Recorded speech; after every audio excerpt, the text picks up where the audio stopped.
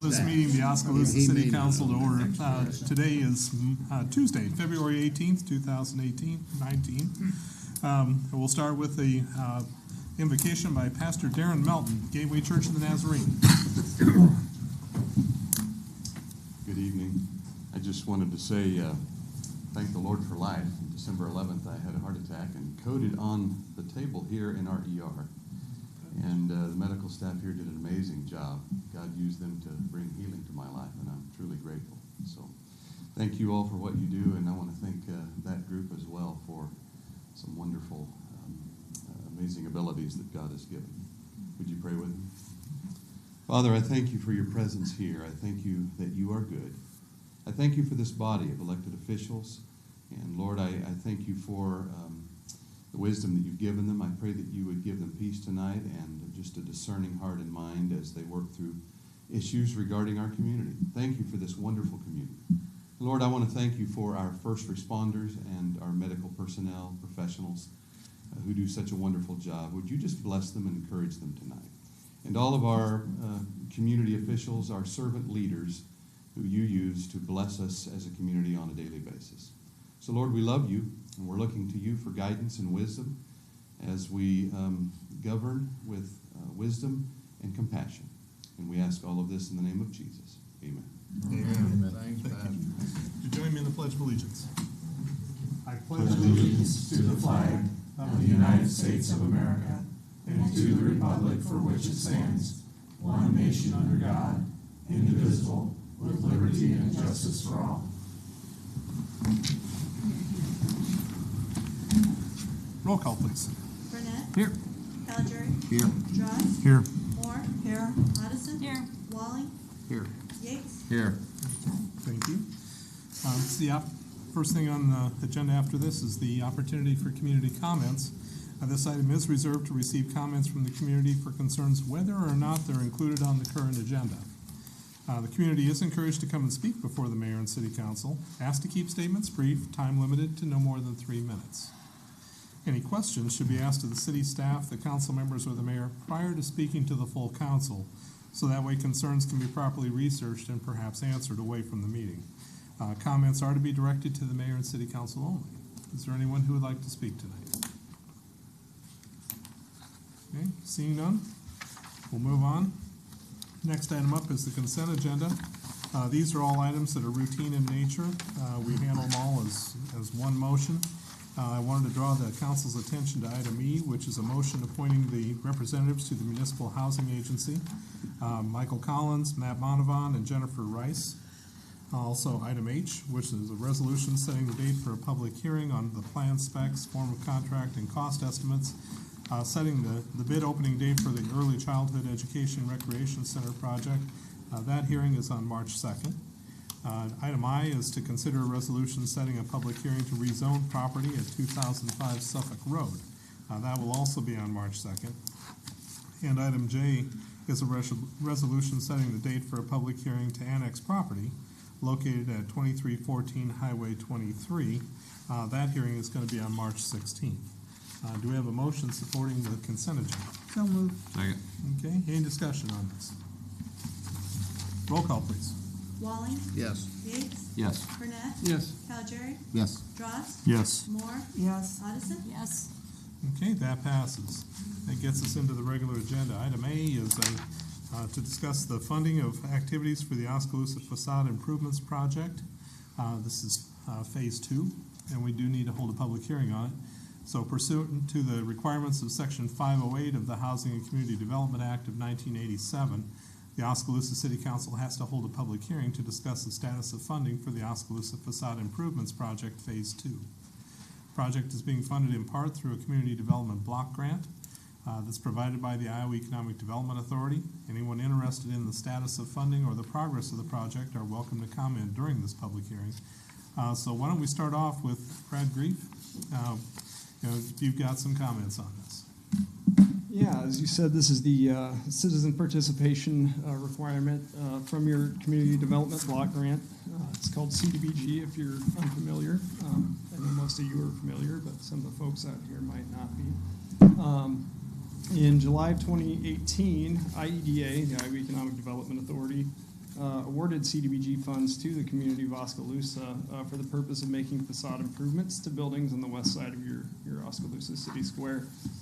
The city qualified for these CDBG funds based on Housing and Urban Development national objective of preventing or eliminating slums or blight. I know it's a gross word, but the slum and blight inventory was performed by me in March of 2018, and the city council passed a resolution designating your slum and blight area in April of 2018. To qualify for the grant, you had to have at least 25% of your target area in fair or poor condition. And to qualify for the program, the building must be designated as fair or poor condition. So there were 7 parcels in your target area. 5 were classified as fair, and which is 71%, and 2 were classified as poor for 29%. So 100% of your target area was either was a slum and blight area. So every building in that little area qualified for your grant. You ended up with what was it? 6 of the 7 ended up being participants in the grant. The ratings for each building were determined by applying there's some criteria that are outlined by IEDA from the guidance of HUD, so that's what I have to use too. It's a little bit subjective, but it's pretty objective based on their criteria. So it's not me just saying, oh, that building's ugly, let's fix it. There were some actual things that I had to look at and determine that they were eligible for the grant. Your original scope of work was to rehab 12 facades on 6 buildings. Facades are based on address or a side. So several buildings had multiple facades, even though they were just one parcel. So the major work items included, as you've seen so far, masonry repair, upper level window repair or replacement. You haven't seen much painting yet, and you haven't gotten to a whole lot of the storefront repair or replacement, but that's coming really soon. The city applied for and were awarded $450,000 in CDBG funds. The city was to match that grant award with $286,133 in local funds, which is comprised of both TIF money and local owner match in there. So your original estimated project cost was $736,133. After the grant was awarded, but before procurement began, one of the facades over there on 119 First Avenue West was removed from the project because the owner found a new tenant and you can't do work on the building while this grant is in place. So they dropped that one facade and got the rest of the building taken care of. Although several local contractors had expressed interest in the project, a couple from Tumwa and one from elsewhere, only one bid was received for the project. So the contract for construction was awarded to Cornerstone Commercial Contractors out of Corning. That original bid was $811,792.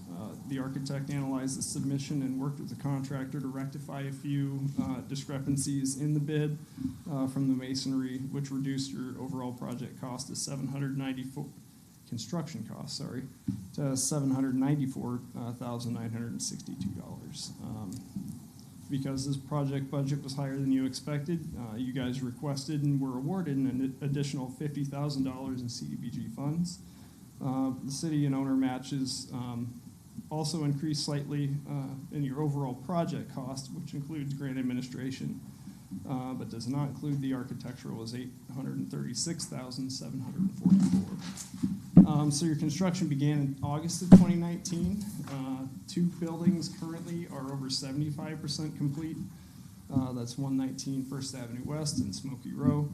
One building is over 40% complete. It's right next to Smoky Row. And then the other 3 are about 25% complete by buildings. The project is expected to be complete by June of 2020, so including that last pay estimate, which was number 6. He's really excited about my presentation. The contractor has billed about 41% of the overall contract amount. I'm out of money, so I'm working for free. But although the architectural is not included in the grant match, it is a part of your overall project in-house. Curtis Architecture and Designs billed about 93% of their contract for the construction observation portion. Your contract end date is July 31st of 2021, so we'll be done way before that. If you've got any other questions or comments, I can try to answer them. I know we've been trying to do a good job of getting monthly progress reports out that help let you know what's going on every month. So, Do you have a question? So this is strictly facade. So in other words, when these buildings are evaluated, structural doesn't come into play at all. Is that correct? not necessarily like interior structural. There is a little bit of we don't try to fix up a building that's like in imminent collapse. Right. Although, take one building down in Ottumwa, for example, on our first project that I did. We had a building that looked pretty decent on the outside, like it just needed a new storefront. The brick up top was pretty decent. We got that storefront off during the construction, and the lintel that holds up the upper level brick was completely gone. So it had been corroded all the way through, and we actually ended up taking that entire facade off and rebuilt the whole thing. Another reason I ask is, I know I've been out of town, but I see we Sure. had a building downtown that we've done the facade work on. It looks gorgeous, Sure. but the back wall's falling off of it. Right. And it just seems a shame that we spent that kind of money. And it may very well be an easy fix. I don't know. I have no idea at this point what engineering is going to say. If I had but to it- guess, it's probably an easy fix just based on the picture I saw on Yeah. Facebook today. Right. But you know where my concern would be Yep. is that you spend a ton of money on the outside of this building and then it falls down and and, all for nothing, you know? and the hope for that is that because the owners are only paying 25% of construction costs, that they'll have that extra 75% that they can reinvest Right. within the other portions of your building. I know if you go to that first project and look at, what was it? The Tom Riley's building. Yeah. He's done quite a bit of work post-grant Sure. to make the inside Yeah. better, and that's basically what the whole project's about. I can tell you from, the several grants that I've worked on, you have some people that, take the money and do good things after the grant's done. I know we've had a building in Ottumwa again, was vacant when we got it, was just storage. It's that same building I'm talking about, actually. Now there's a first floor business in there, and there's 2 apartments upstairs. We took that building from a $12,000 valuation to $95,000 in 2 years, which doesn't include the apartments. So hopefully that building next year, when the assessments roll around, will be up toward $200,000, and you can understand the payback is pretty relatively Well, immediate. yeah, that wasn't my question. I fully support this program, and I fully support and understand the economics of it. I would just hope in the future, I was just asking the simple question for my own benefit, which is, do we ever physically determine that maybe we shouldn't do a facade until we know for sure that the building's going to stand once we get the facade done? That's all I'm asking. The hope is that they'll have that extra money later on to put back into the other parts. So what you're saying is that we may very well do that in hopes that they do something about it in the future. Right. Gotcha. And you might, it depends on what happens in the future, what the buildings look like. If you think a building's too far gone, then you may just not include that in the project. Who determines that, though? In this whole process, whose determination is that to do that? That's what I'm asking. It's a combination of the owners and the city, and, Okay. and yeah. All right, cool. And the architect as well. Yeah, all right, cool. Thank you. But the architect's not an engineer. That's correct. That's right. Okay. Other comments or questions from council? And I guess this is a public hearing. If there's anyone in the public who would like to ask questions or make comments. Okay. Thank you very much. All right. Thank you. Great. Thank you. Well, thank you guys. Do we have to feel bad you aren't getting paid, Brad? I'm asking. I didn't take this job to get rich. We'll keep that in mind. Thank you. Thank you.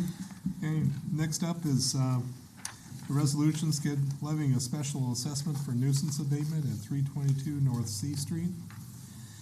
The nuisance abatement was performed in accordance with Oskaloosa Municipal Code 8.08.080 on the property located at 322 North C Street, owned by Edgar Property Investment. So on August 5th of 2019, staff received a call from a neighbor regarding the smell of something dead behind the house at 322 North C Street. Upon investigation by staff, yep, it was a dead raccoon that was causing a very strong smell. Then on August 6th, code enforcement staff conducted a junk and garbage abatement at the property located as well. And so $841.83 is being considered for levy of special assessment against the property. So anyway, this requires a public hearing, so I'll open the public hearing. Is there anyone who would like to speak to this tonight? Okay, seeing none, I'll close the hearing. Do we have a motion supporting this resolution for the special So assessment? moved. Second. Okay, any comments? The tail of the raccoon is That's still in the it. picture. Stick it up out of the bottom, yeah. Yep, thank you for sharing that with our viewing audience. What standards do we have? Okay, roll call, please. Yates, Yes. Burnett, Yes. Calgery, Yes. Dross. Yes. Moore, Yes. Addison. Yes. Walling, Yes. Okay, that passes. Item C, this has to do with resolution accepting the bid and approving conveyance of city-owned property at 321 Northeast Street to Classic Living LLC, $1,500 worth. So in accordance with council direction, our policy on the disposition of real property, we had one sealed bid for the property located at 321 Northeast Street. There is a minimum bid price of $1,000. The bid received on February 6th was $1,500. Dave Bauer, the co-owner of Classic Living, submitted the bid along with a $150 bid security and stated his plan is to demolish the existing house in green space. Staff is recommending the property be sold in accordance with city policy, as they are the highest and only responsible bidder. And so it would be conveyed by quitclaim deed. So I'll open the public hearing. Is there anyone who would like to speak to this tonight? And seeing none, I'll close the public hearing. Do we have a motion supporting this resolution to accept the bid and convey the property? So moved. Second. Okay, any discussion? Roll call, please.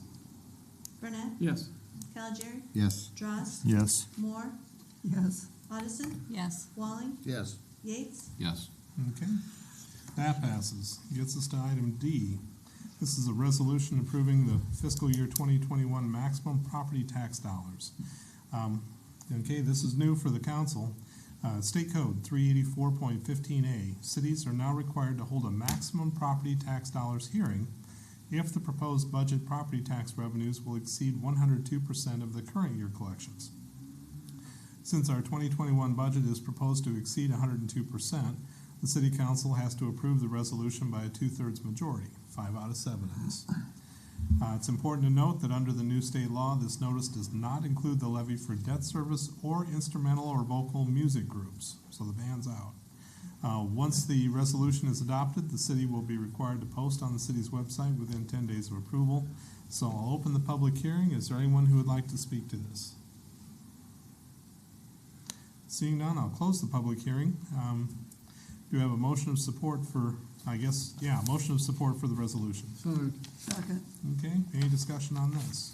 I had a phone call or two about this, and I think there's some confusion. I don't really like the way the statute is worded. It talks about the budget being 102% of last year. We're not increasing the budget 102% as in doubling it.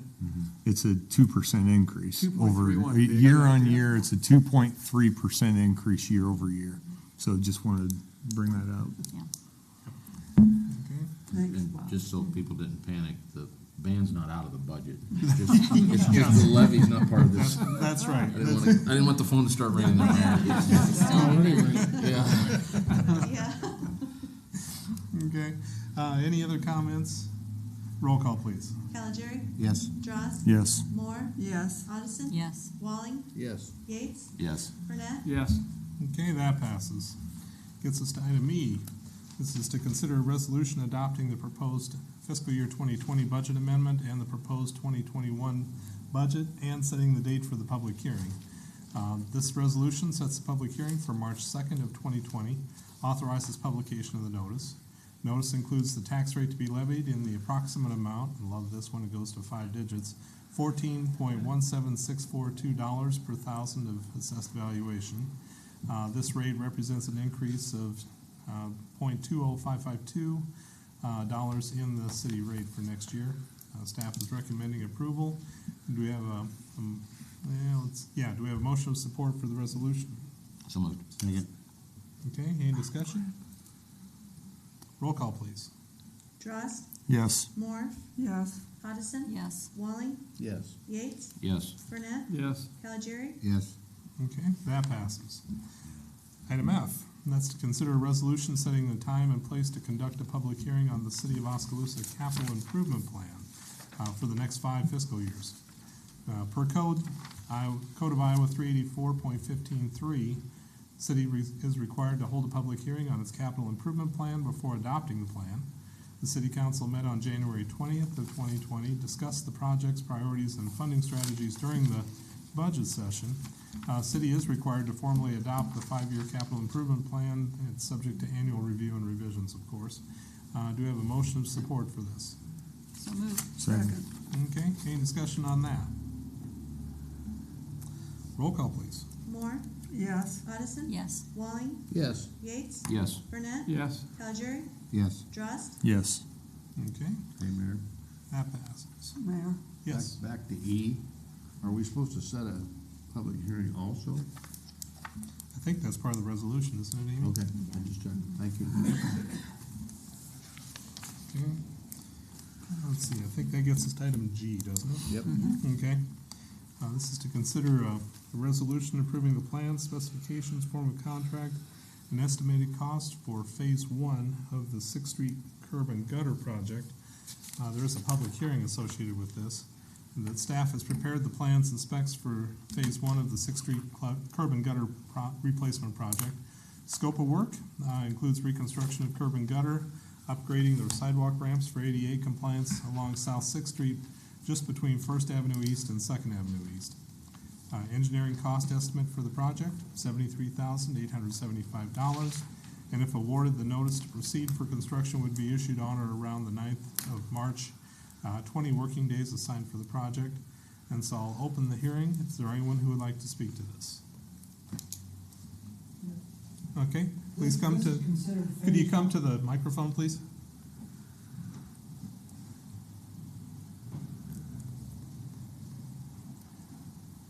And all the formalities, we need to have your name and address. My name is Frank Lannon, and I live at 701 Second Avenue East, and the site of my property is on South Sixth Street. And Phase 1 consists of the curb and gutter itself, and then is there a Phase 2? Is Keelish here? Keelich is back there. Yep, back to the microphone. So, the capital improvement plan, previous capital improvement plans had Phase 2, Phase 3. Can't remember for the new capital improvement plan that we are putting. So there is plans in there to redo more of that. Initially, the plan was to do in phases. So we were allocating roughly about $100,000 to do every year, so. Okay. So there's no plan to resurface the street? Because right now, it's just road gravel base and pea gravel on top. Because when they did the Third Avenue project, they tore up South Sixth Street because of the storm sewer and the sanitary sewer replacement. And they never really put the street back the way it was. So that's what my question was. Are they gonna initially blacktop it or pave it, or, because they did pave from A Avenue up to High Avenue. And I guess my next question after that would be, why are they only doing the 2 blocks? Why don't they, since 6th Street is a connector from all these other avenues, why ain't they doing the last one, be the 300 block to 3rd Avenue, and leaving it without curb and gutter. Okay. Because we have two people here that lives on that section, and they're wanting to know that too. Okay. Can you speak to that, Akilesh? So the current capital improvement plan only has to do with the curb and gutter, no pavement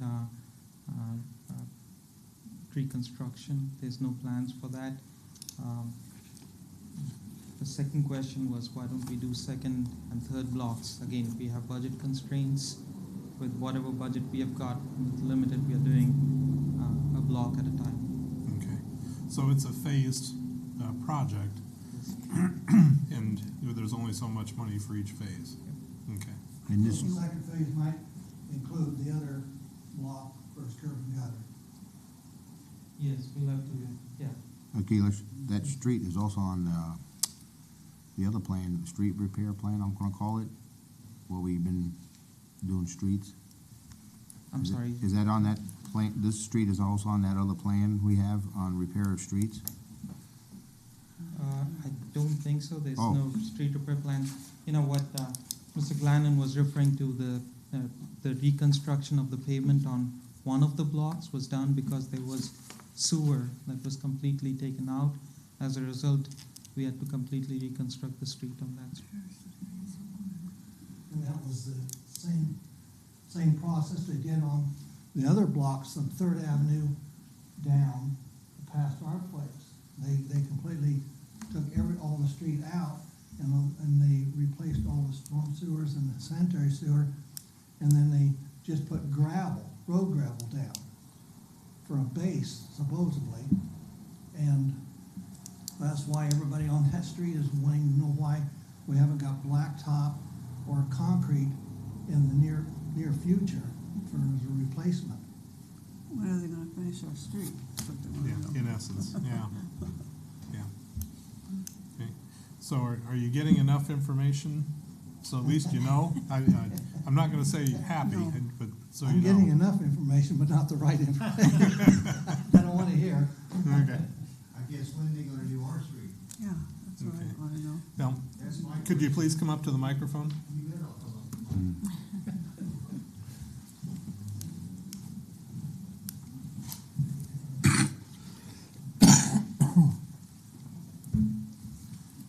My question is, Okay, name and address as well, please. Gary Van Engelhoven, Second Avenue East, Okay. 702 Second Avenue. They're gonna do up to Second Avenue. When are they gonna go past my house? Okay. We've had a gravel road. I was on better roads in the country today selling feed than what we got on the street in front of our house. Okay. You know, so that's my question is, when are they gonna do it? Okay. Keelish, do we have, Second Avenue, right down the street here, 702. So we don't have that in the capital improvement plan. No, the side street he lives on is South Sixth Street also. Okay. I'm across the road in front. Okay, so again, same answer. We don't have the South Sixth Street or Second Avenue in the capital improvement plan. for this year? Do we have that? The pavement reconstruction is not in the 5-year plan. Not. So is the reason that it was seal coated because of budgetary constraints? Yes, Or it because was the done- traffic, the traffic, I don't know, can't think of the word I want to use right now, escapes me. The review that you do on an annual basis that determines what roads, I don't, maybe you can expand upon that. I guess I'm just trying to determine why it was decided that we went ahead and did seal coat on that road. So it was done as a part of the Third Avenue East project. Mhm. The goal was to reconstruct Third Avenue East. As a part of that, there was more stormwater that had to be conveyed from Third Avenue to Second Avenue, I guess. So as a result, the street had to be taken off. And then when they put it back, we put it back as seal coat because again, budget constraints Okay, as a part of that Third Avenue East project. So all right. So I don't think we should mislead anybody. I mean, I can't predict the future, but I'm guessing the decision was made that there's not a lot of traffic on that street. And so they seal coated it. I mean, I'm just guessing. Let me finish, and then you can assassinate me after I finish. Okay? So, So I'm guessing, I just don't want to mislead anybody and you think that 5 years down the road, you're going to see pavement, because I'm guessing that that's not going to be the case. And I think we ought to get that out front instead of, I don't know that for sure, but Achilles, I mean, I think Achilles, what is it on the happened seal with coat asphalt- list, you know, without, It you can was- check and get back with them, but. It was seal coated last year or the year before. It was seal coated. So it'll Was be that before or after they tore it up? after they tore it up. It Okay. was seal coated. Then Thank you. again, street department went back and resealed it again. So So it's been seal coated. But Second Avenue East is not on the current 5-year. I don't Right now. believe I'll. Yeah, I don't Second think Avenue. that portion. so I just didn't want you to be misled, and I can see your disappointment, but I didn't want to be misled in thinking it's going to come back and be paved again, because I don't know that that's going to happen. Street now than we had before.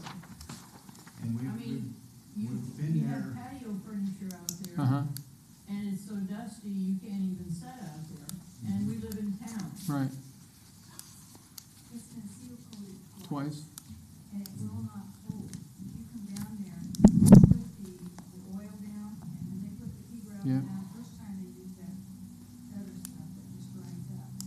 But they put the pea gravel down, and it won't hold, it won't adhere to that, because there's no basement, nothing in that street. So it won't hold with the seal coat like it should. I mean, would you like to live on a gravel road in town? I grew up, well, I don't know, my road's not great that I live on, so, I just don't like to mislead people into thinking that this is gonna happen sometime. In town, what we've run into is that it's budgetary constraints, so on the roads that are less traveled, they may not have pavement like they did for the last 30, and I know but that's just the studies that they do, so, and he'd be glad to share the numbers with you. When did they do a study on that, on how much traffic is down Sixth? We tried to get them to come down and put one of those things across that would count the cars that go on Sixth. There's a lot of Mhm. traffic. We even get semis. Yes. Okay. Have we done a study, Achilles, on the traffic counts? We don't do it. The Iowa DOT does traffic counts. They collect the data for us. But, I mean, has it been done on Sixth Street, to your knowledge? I'll have to go and check. I mean, it's not considered as a principal arterial or collector. The DOT classifies roads based on traffic volumes. I know that it's not compared to South 7th or any other road. It's considered a local residential road. So my question is, we've been there since 64, paid taxes for Cement Street, and now we got a rock road, and we're still paying taxes. So why don't we get a break on the taxes then if we're gonna drive on a gravel road? I've got an answer for you, but it's not one you want to hear. So I'm serious. I mean, I'm not going to lie to you. It's just not one you're going to want to hear. Yeah, well, that's what I figured. The cost of things have gone up and you can talk about what you pay for taxes in 64, but the cost of things have gone up way more than taxes have gone up, so. Yeah, I know that. Yeah, yeah. Very well aware of that. Yeah. But still, we pay taxes for a cement road, I'm and we got a gonna gravel road. interrupt to say I live on a gravel. So- And our taxes are very high out on North Park.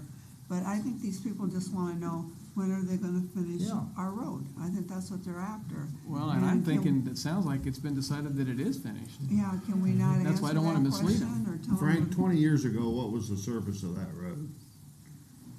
When they dug it up, It was brick under there, wasn't it? there was brick, there was some concrete, then there was some other brick. And it was a good base road, I mean, for pea gravel and stuff, and we had no problem then, and it seemed like the pea gravel would work in a lot better than what it is now, because it just stays gravelly on top, you know, and just kinda grinds everything up, where it doesn't. Living right there when they tore it up, did they take the bricks out? Oh, yeah, everything went. All the bricks? Everything went, except for the curb and gutter. So they're not in the 5-year plan. After the 5-year plan, are they gonna get chip seal, or do they know what they're gonna get, or what are they? Generally, we do chip seal within 4 or 5 year. We try to circulate all the roads. When you talk about chip seals, is that the gravel, like road gravel? It's like what you have right No, now, right? it's The a pea pea gravel. It's The what you pea have right gravel. now. Pea gravel. Yeah. I know what you're saying because I used to live on North 10th Oh, Street, yeah. and there was the time when they went to the, I saw it as limestone because Right, yeah. I grew up on a gravel road, Yes. and my porch was much like yours, like and Healy's that's been not there what they when use Went anymore. for that after the first layer, Yeah. what they call seal coat. Right, but that's not what they're using anymore. It's the pea gravel. We haven't used limestone since you've been here. We've used pea gravel, right? We, initially, we have used the chip rock. I call it the chip rock, which is more angled and stuff. Limestone, Yep. white. And then we eventually graduated to pea gravel because I it's thought we were slightly more staying with pea expensive gravel. than. Yeah, after the reconstruction of Third Avenue, when they put up down our new base, and they put the seal coat down, it was the chip limestone. First Uh, time. Yes, when we went through that. Yeah, Yeah, no. that's, It is like being on a gravel road when they Oh, use yeah. that. That's why I thought we quit using it, but, And I think we have since, but. yeah. Okay. I guess that's all I have, thank you. Yeah, Okay. thank you. Thank you. Other comments? Did they get any answers? Yes. Okay, I'll close the public hearing. Let's see, I guess, the decision on that is to, do we have a motion of support for the plan specs and form of contract, et cetera? So moved. Second. Okay, any discussion? Roll call. Addison, Yes. Walling, Yes. Yates, Yes. Burnett, Yes. Calgieri, Yes. Drost, Yes. Moore, Yes. Okay, that passes. Item H was to consider a resolution awarding the contract to TK Concrete. The bids for Phase 1 were received and publicly read on February 4th. I'm sorry, what? Okay, Okay. Okay. Bids for Phase 1 of the 6th Street curb and gutter replacement project received and publicly read on February 4th. Staff received 3 bids for the project, with the low bid from TK Concrete in the amount of $57,290. It's $16,585 lower than the engineer's estimate of $73,875. And after reviewing the bid, the staff is recommending awarding the contract to TK Concrete for the bid amount of $57,290. So if awarded, the project begins around March 9th with 20 working days. If council awards the construction contract, staff is requesting to authorize the city manager an additional $11,500 as construction contingency, and to authorize the mayor to execute all related contract documents contingent upon receipt and approval of insurance and bond documents. And so, do we have a motion of support for this resolution? so moved. Second. Any discussion? Achilles, is this on one end or the other of a project we did a year or so ago? That is correct. We didn't, it's not, sorry, it was bid previously, and the bids were so high. I think this is our 3rd time that we are bidding for this I project. understand that, but before or after, have we done another new project and this is in line with it? No, this Okay, is, thank you. Okay. Any other comments or questions? Roll call, please. Walling, Yes. Yates, Yes. Burnett, Yes. Calgieri, Yes. Drost, Yes. Moore, Yes, Addison, Yes. Okay, that passes. Item I is to consider a resolution approving the plan specs, form of contract, and estimated cost for Division 1 of the Phase 3 sanitary sewer system improvements project. This also has a public hearing hooked up with it. So Gardner and Associates has prepared the plans and specs for Division 1 of Phase 3 of the sewer system improvements project. It's the 3rd phase of the plan of action submitted to the DNR in February of 2015 as a result of their notice of violation dated September 29th of 2014 for bypassing raw wastewater from portions of the collection system and the wastewater treatment plants.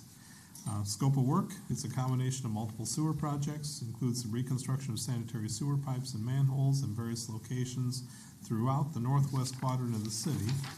There is a map attached into the bid doc, or all of our documents. Final scope and cost of the project will be depending on the bids received. If all bid alternatives are selected, the project would include approximately 3,108 feet of sanitary sewer main pipe, 25 manholes. Engineer's estimate, $838,182 for project 1.1. Another $1,049,267.10 for project 1.2, and $228,492 for project 29. The total estimate, $2,115,941.10 to complete all of the bid alternatives. So if there's anyone who cares to comment on this, I'll open the public hearing. Okay, seeing none, I'll close the public hearing. Do we have a motion of support for this resolution, support approving the plan specs, form of contract, and estimated cost? So moved. Second. Okay, any discussion? Roll call, please. Yates, Yes. Burnett, Yes. Calgieri, Yes. Drost, Yes. Moore, Yes. Addison, Yes. Walling, Yes. And that passes. Okay, that was item I. Moving on to item J. This is to consider a resolution. The recommendation is to reject the bid for project 1.1 of Division 1 of the Phase 3 Sanitary Sewer Improvements Project. Bids were received and publicly read on February 4th. Overall project comprised of 3 smaller projects, projects 1.1, 1.2, and 29, which could be bid individually or as tied projects, which have to be awarded in a single contract. Scope of work for the overall project depends on which projects are selected. If all 3 selected, the work would include reconstructing the 3,108 feet of sanitary sewer pipe and 25 manholes. 2 sealed bids were received for the overall project, of which only 1 bid was received for project 1.1. The sole bid for project 1.1 was from J&K Contracting LLC and was tied to their bid on project 1.2 for a total amount of $2,090,649, which is $203,199.90 higher than the engineering estimate of $1,887,449.10. The low bid received for project 1.2 for an amount of $942,914, and for project 29 for an amount of $210,958.25 was from Drish Construction. The engineering consultant for the project, Garden & Associates, reviewed the bid and recommended to reject the bid from J&K Contracting LLC for project 1.1. Rejecting this low bid for project 1.1 authorized the staff to rebid the project. In order to meet the funding requirements for the state revolving fund, the staff has to present the low bids for project 1.2 and project 29 to the city council on our meeting on March 16th. So if the city awards the combined project 1.1 and 1.2 to J&K Contracting, construction would begin on March 18th with a total of 200 working days. If council awards the construction contract, there would also be the recommendation for a $209,000 construction contingency at the discretion of the city manager. The recommended action is to approve this resolution to reject the bid and authorize staff to re-advertise the project at a future date for project 1.1. Do we have a motion rejecting the bid? So moved. Second. Okay. Any discussion on that? So we're, Bruce, what are you thinking we're gonna get now? For the first time, we got a bid from Drish, which is lower than the engineer's estimate. So the bids for project 1.2 and 29 is lower than the engineer's estimate. So I don't think we have the budget to do project 1.1 at this time. We have evaluated, the city manager, city clerk, and myself, we have evaluated that. We don't have the funds to do project 1.1 or even taking up the bid from J&K. So what we'll be presenting to you either on the first meeting on March or the second meeting on March is the bids, the low bids from Drish. We'll be presenting you to get your approval for doing that portion of the project. The reason why we did this differently was we presented just the portion 1.1 was with the intention of rebidding this project and basically present you the bids on the March 16th council meeting. But we have found out from Drish that they are not interested in doing the project 1.1. So you are gonna accept something in March, is what I'm understanding? Yes, Okay. yes. Thank you. Are we under time constraints? Does this work have to be done by a certain time? No, the DNR doesn't have a set time limit on it. Okay. It's a plan of action. We have said, we have initially given a goal, but we are of the understanding that there is no set timeline. As long as we can meet our I&I, we are good. Perfect. So. All right, thank you. Unless it fails like North Fourth, and then we do it in emergency, right? Right. Or either that or we start seeing more bypasses. Thank you. Other comments or questions regarding the rejection of the bid? Roll call. Burnett, Yes. Caligiuri, Yes. Drost, Yes. Moore, Yes. Addison, Yes. Walling, Yes. Yates, Yes. Okay, that passes. Item K is to consider an ordinance rezoning the property located at 418 High Avenue East. It's a second reading. This one is one that we've dealt with before, of course.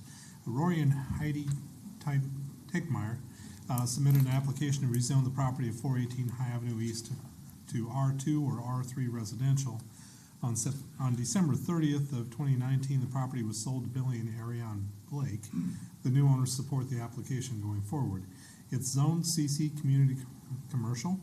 It includes a building used as a single-family home plus a detached garage. And recent discussions with the owners revealed the home, although located in a residential, is a non-conforming use of land in a commercial district and has some limitations on its expansion. The comprehensive plan provides guidance for rezoning decisions and recommended mixed use, residential office and limited commercial or medium-density residential at this location.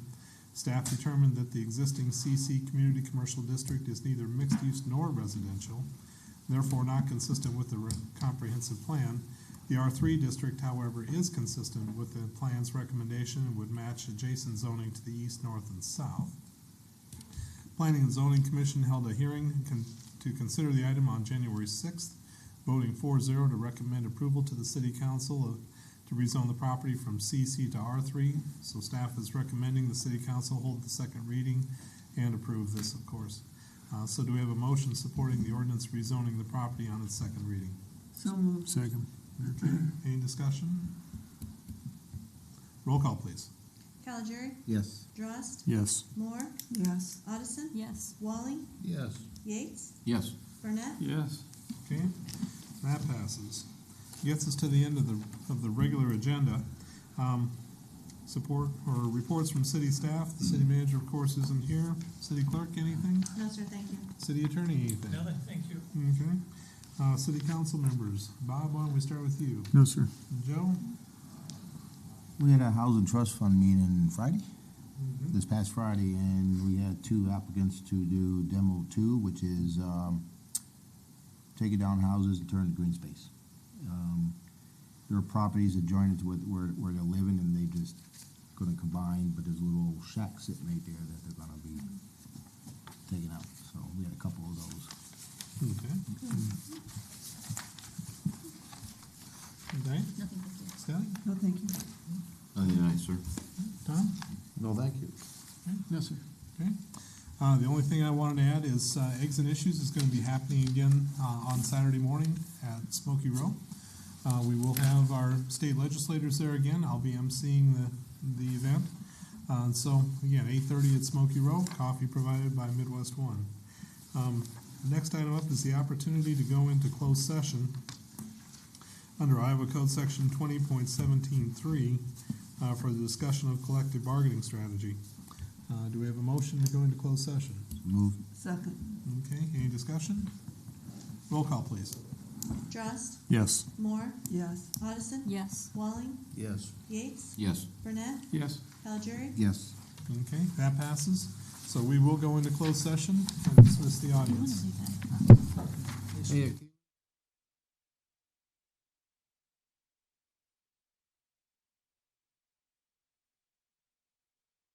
Okay, we are back in closed session. We've had our conversation regarding the tentative agreements between the three unions. There's the firefighters union, the police union, and then also the mixed unit. And proposals have been made. Do we have a motion supporting the city manager's proposals regarding these three contracts? So moved. Second. Okay, any discussion?